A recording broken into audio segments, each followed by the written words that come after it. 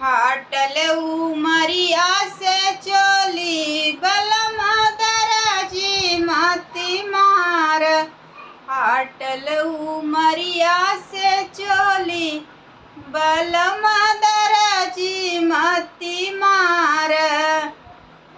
जऊ हो बलम दराजियवा के मरब, जऊ हो बलम दराजियवा के मरब।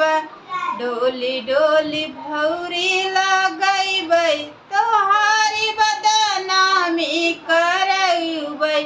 डोली डोली भौरी लगैबै तोहारी बदनामी करैबै। फाटल उमरिया से चोली बलम दराजी मती मार। फाटल उमरिया से चोली बलम दराजी मती मार।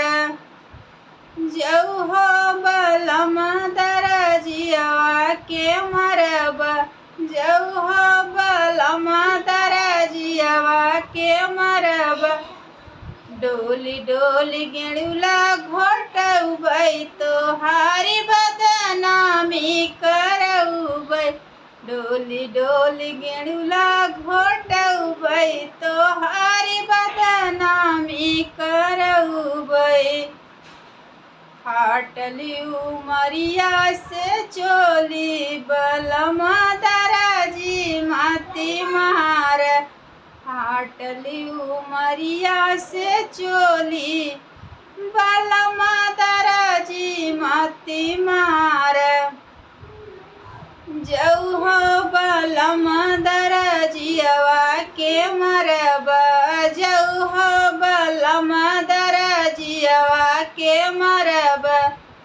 डोली डोली बिरवा कुचबै तोहारी बदनामी करबै। डोली डोली बिरवा कुचबै तोहारी बदनामी करबै। फाटल उमरिया से चोली बलम दराजी मती मार।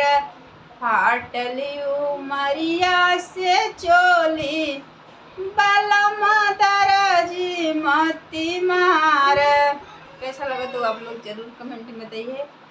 और क्योंकि दोस्तों बहुत दिन के बाद हमारा चैनल बंद था और बहुत दिन के बाद मैं गीत लेके आई हूँ, तो आज से आप सबसे हाथ जोड़ के रिक्वेस्ट है कि आप लोग नहीं जुड़े हो तो जुड़ जाइए। आज से कंटिन्यू मैं चैनल पे काम करूँगी और आप सबका सपोर्ट करूँगी और आप लोग हमारा सपोर्ट कीजिए और बहुत सारा प्यार दीजिए। कमेंट में बताइए गीत हमारा कैसा लगा।